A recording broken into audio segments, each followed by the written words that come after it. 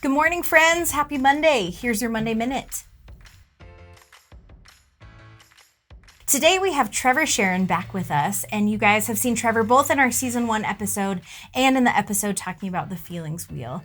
And I invited Trever back today because I want him to talk to us about the concept of choosing friends. Which I think a lot of people don't think about that wording of being able to choose friends. Yeah. I remember growing up, I always thought I had to be friends with whoever my parents made me friends with. Yeah. And I think there's some of that is true, especially in childhood. Sure. Your kids' friends or who you choose. Yep. But then as I grew into high school and especially college, I went through this period and I realized all of the people that I was surrounding myself were really bad influences. And I needed to find better friends, and this thought of being able to choose who I surrounded myself with. And I later on, years later, was talking to my sister who was going through something similar. And I told her, Elizabeth, you don't have to be friends with anybody. And that's such a foreign concept because I think there's this misconception that we have that we need to be friends with everybody we interact with. Sure. And that's very not true. I think especially in an age where friends is such a watered down concept, especially with social media, it's important for us to be very mindful of who we are considering to be a friend. And what does that mean? What does a friend get from you that an acquaintance doesn't? Sure. Or a coworker, because we don't have to be friends with our coworkers. We have to find ways to operate. But I think there's this misconception that we have to be friends.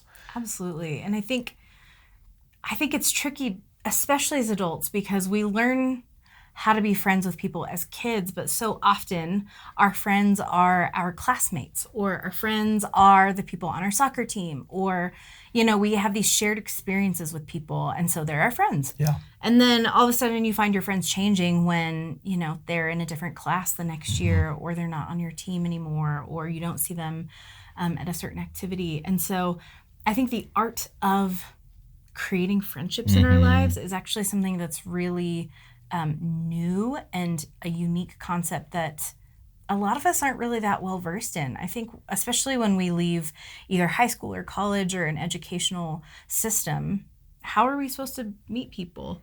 Yeah. I guess I'm supposed to be friends with my coworkers because they're the only people I'm around. Exactly. We have a shared experience now, so I guess they're my friends. But it's okay if those aren't the people that you want to be friends with. And I love that you gave your sister that permission and kind of opened her eyes a little bit and saying, you don't have to be friends with anybody that you don't want to be. But I think the challenge is also figuring out, who do I want to be friends with? Do you have anything to share with people on how you figured out these people aren't great for me? This is something that I want. Yeah, I really noticed that I started to change when I was around them.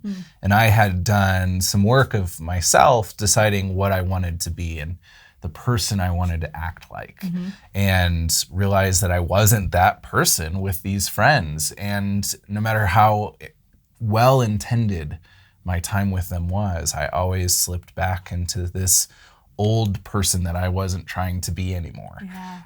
And some of it came with being able to come up with different levels of friendship and say, these are my close friends, my best friends, and they get to call me whenever and I'll answer. They get to interrupt my schedule. And then there's the friends that I know I want in my life because they're good people, but I can't spend much time with them. And so if they call me, I may not answer. And if they want to go hang out, I may say no. And that's just part of that section of friends. And we don't think about friends that way either. Sure. But that comes with the choice of being able to choose, what do I do with what friends? And what kind of friendship do I want to have with this person? Yeah, absolutely. There's something different in the way we treat people in general versus how we engage with our friends. Yeah. And you can be kind and warm to your coworkers, but that doesn't mean they have to know anything about you or you have to spend extra time with them outside of work. And so I think one of the biggest challenges that I want to send to you all today is to think through, who are the people in my life that I feel the most myself with, that I feel the most safe with, that I feel the most free with. And can I be kind and warm and friendly to people and still kind of almost have that boundary up of, you're my coworker, you're not my friend. and for that to be okay. So I think this week, can you pay attention to who you are letting into your life and who you want to let into your life, and see if you can kind of play around with an understanding of what's going on inside of you, and then how you actually engage with people. And can you allow yourself the freedom to say, I don't have to be friends with these people. So it's a little bit of a unique permission that we can give to ourselves. And uncomfortable. Absolutely. I think it can feel really uncomfortable, but I think there's a lot of freedom that comes with it. And so often I think when we are choosing and pursuing freedom, there is a portion of it that does feel uncomfortable because it's new and it's different than what we're used to. So if you find yourself feeling uncomfortable in the process, that's totally okay. I would again say just notice it and move through it and see if you can keep going in engaging with people in a different way. So friends, get yourselves to Friday, enjoy your weekend, and we'll see you back here on Monday.